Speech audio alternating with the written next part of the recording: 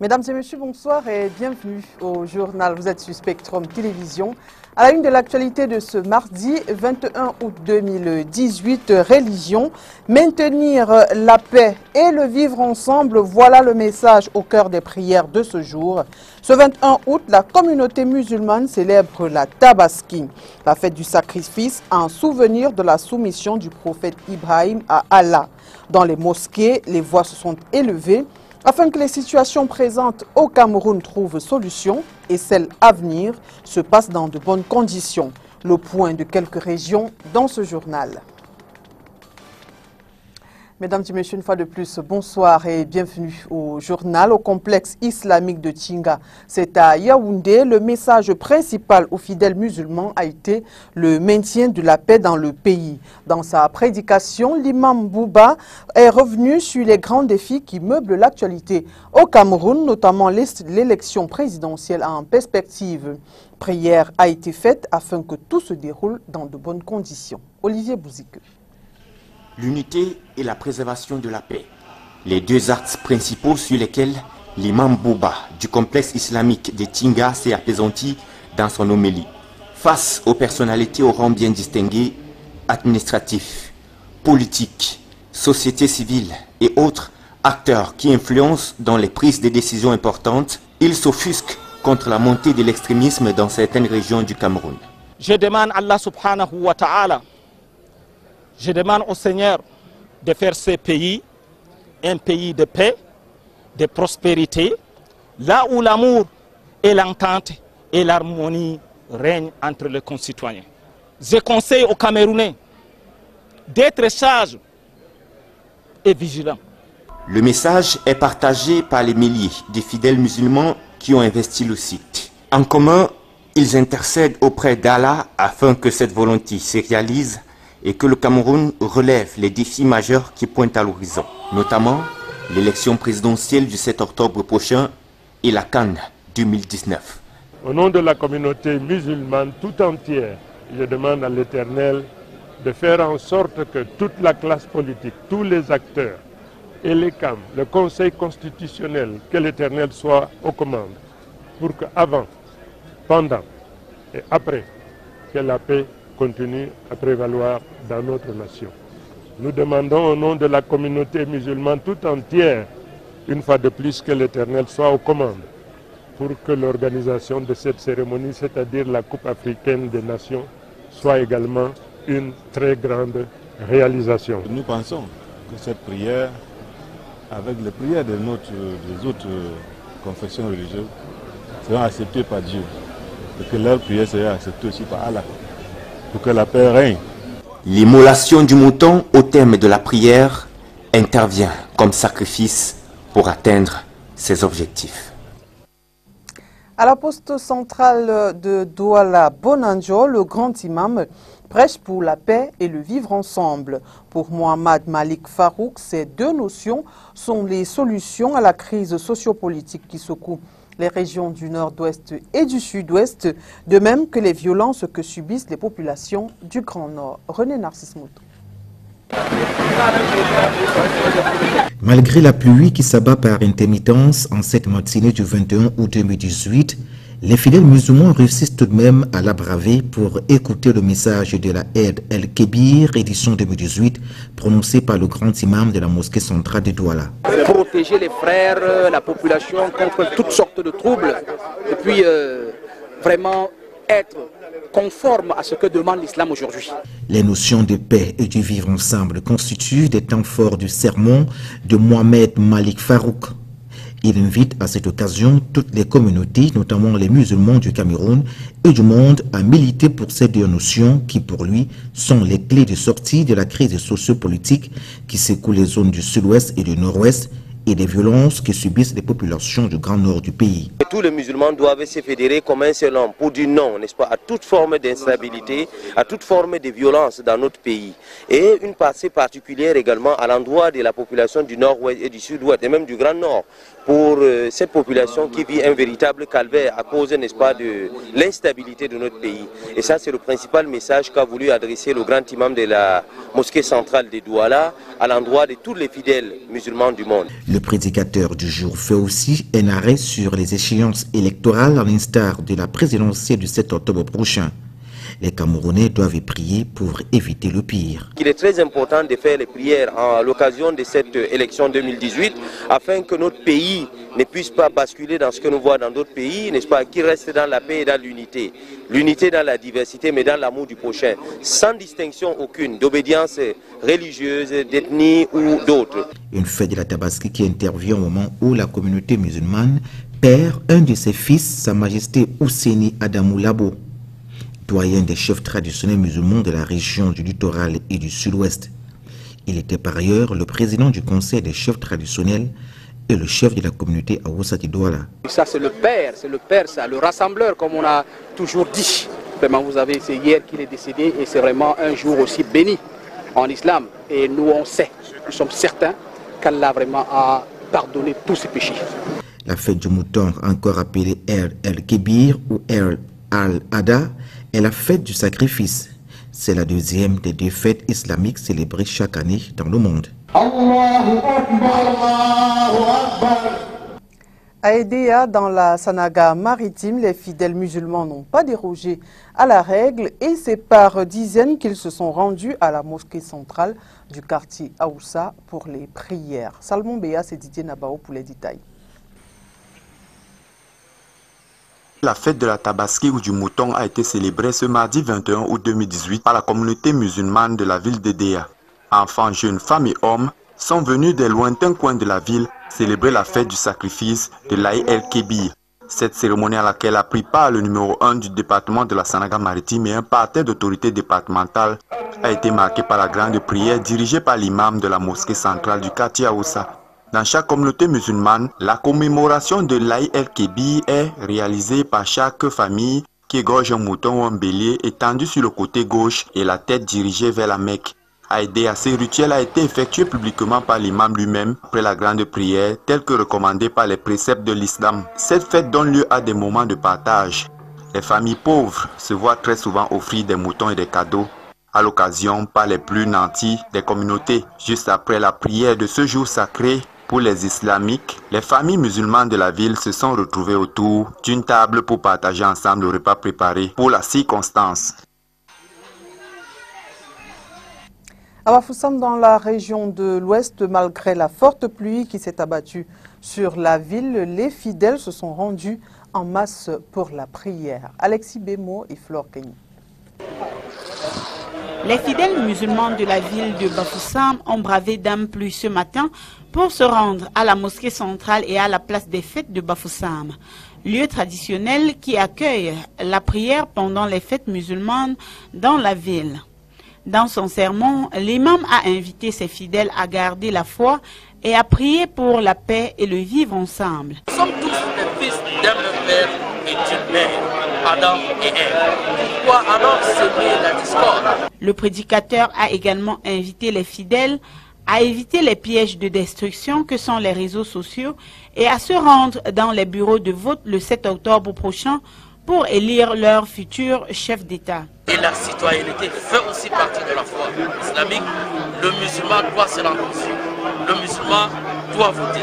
À tous les musulmans, femmes comme hommes, de se rendre dessus et de voter le 7 octobre. Après la prière, le mouton a été sacrifié en signe de l'accomplissement du rituel. Un rituel qui doit être fait selon les règles bien précises. La bête à immoler doit être une bête, n'est-ce pas, saine dans toutes les formes. Et après avoir immolé la bête, on doit la diviser en 3 parties. La première partie est réservée à la famille. Et la deuxième partie, on doit, n'est-ce pas, donner aux amis. Et la troisième partie doit être donnée, n'est-ce pas, aux pauvres. Satisfaits, les fidèles ont salué Allah pour sa grandeur et exprimé leur joie. Nous avons prié, demander au Seigneur puissant de continuer à apporter la santé à tous les Camerounais. ont suivi les réjouissances populaires dans les familles avec pour principale consigne aux musulmans d'éviter de servir ou d'offrir d'alcool. Les fidèles musulmans de l'extrême nord invités à être des apôtres de la paix et du vivre ensemble. Appel lancé ce jour dans les différentes mosquées par les imams à l'occasion de la fête du sacrifice. À Tokombéré était présent à cette célébration le président de l'Assemblée nationale, Kavayege Djibril Ouseni Moubarak. Allahu Akbar. Allahu Akbar. À chant de prière de Mada dans l'arrondissement de Tokombéré, la mobilisation des fidèles est forte. Ils sont sortis en masse pour prendre part à la prière marquant la célébration de la fête de la Tabaski dans la localité de Tokombéré. Vêtus de leurs beaux vêtements, ils ont effectué comme de tradition 2 rakas dirigés par l'imam de la mosquée de Mada. Parmi les fidèles, le lamido de Mada, le très honorable Kavayege Djibril. Dans son serment du jour, l'imam a mis l'accent sur le grand de question de l'heure, la paix, le vivre ensemble et la cohésion pacifique. Participer à cette fête. Donc, nous avons fêté selon la rite, la tradition du mois. Je pense à la fête de Tabaski. Je voudrais ici remercier ensemble. La situation sécuritaire qui prévaut en ce moment interpelle le fidèle musulman. Ils doivent à cet effet être les apôtres de la paix. Nous avons vu que nous sommes très contents de fêter notre fête de Tabaski et que cette fête s'est passée en paix, en bonne harmonie, et nous sommes pour que la paix revienne totalement à l'extrême nord. Après la prière, le rituel a été respecté. Sa Majesté Kavayege Djibril Lamido de Mada a procédé à l'immolation pour donner le temps aux autres fidèles afin que ceux-ci immolent également. C'est par le souhait de bonne fête et la dislocation que s'achève la cérémonie au champ de prière dans la localité de Tokombéré. Les fidèles doivent promouvoir le vivre ensemble et prier pour la stabilisation du Cameroun. À Garoua, dans la région du Nord, la journée a débuté par la grande prière dans les différentes mosquées. Alpha Amadou était dans la grande mosquée de Pompoumré. Voici son reportage. Ce rituel s'est déroulé en 3 phases. D'abord la prière proprement dite, avec 2 rakas comme l'exigent les saintes écritures lors d'une telle circonstance. Des rangs en un point finir derrière l'imam Jafar à Garoua. Autre articulation, le serment de ce dernier.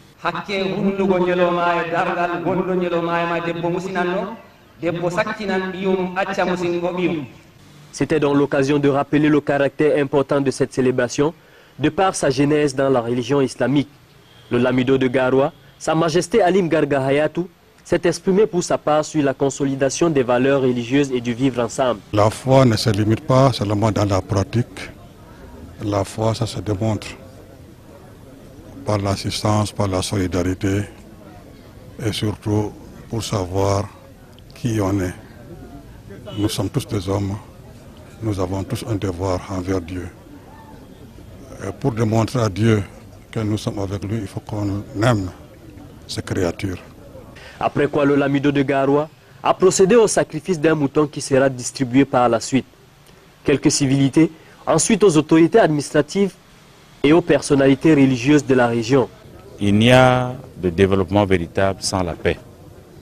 Et la communauté musulmane qui fête l'une de ses plus grandes manifestations aujourd'hui reflète là un témoignage du vivre ensemble, de la paix dans les cœurs, celle-là qui doit nécessairement nous amener à poser des actes responsables et qui puissent permettre de construire notre pays. Sa Majesté le Lamido a insisté dans son homélie, dans sa prédication, sur l'amour du prochain. Et là, je crois que nous nous rejoignons tous là, dans cet amour du prochain, nous tous, enfants de Dieu, nous avons pas seulement besoin de vivre en paix, et pour soutenir ce vivre en paix-là, nous devons avoir de l'amour dans notre cœur. Que tout le monde que nous rencontrons, d'où qu'ils viennent, que nous ayons de l'amour, de la bienveillance à son égard. Et là, nous allons vivre en paix, nous allons construire ce pays d'amour dont nous rêvons tous, ce pays d'amour dont le Seigneur nous a fait cadeau. Après cette prière, La prochaine destination de ces fidèles musulmans, ce sont les domiciles et autres où vont se poursuivre les réjouissances familiales. Et selon la tradition musulmane, cette célébration doit durer 3 jours. Sens et signification de la fête de la Tabaski avec Léla Rengans. Selon la tradition islamique, la Tabaski commémore la soumission d'Ibrahim à Allah, symbolisée par l'épisode où il accepte d'offrir en sacrifice son fils Ismaël. Un acte salué par le Créateur, d'ailleurs celui-ci lui enverra un mouton à égorger en lieu et place de son unique fils. Soumission totale à l'être suprême, en souvenir de cet acte, les fidèles musulmans sacrifient un mouton à l'occasion de cette fête, selon les règles de l'art. Un rite assez précis qui consiste tout d'abord à choisir la bête, pas n'importe quel mouton, mais un de qualité sans défaut. Ensuite, il faut attendre le bon jour, le bon moment, que soit prononcée dans les mosquées la prière requise pour cette célébration. Alors seulement, le sacrifice peut être fait par le chef de famille, en suivant bien sûr les prescriptions de l'islam. La célébration qui intervient une fois par an commande que de bonnes actions soient menées en ce jour saint, rendre heureux les pauvres, multiplier les aumônes et cadeaux. La Tabaski se célèbre en 3 jours. Parlons de toute autre chose. À présent, le programme Vaccin Social a été lancé à Baganté, c'est dans le département du Ndé, région de l'Ouest. Objectif visé, développer les compétences de base et comportements protecteurs en milieu scolaire et dans la société. Alexis Memo et Flore Gagné. Le programme baptisé Vaccin Social vient d'être lancé à Baganté par la coordonnatrice générale et investigatrice principale du dit programme, Madame Jaji Mbarouz.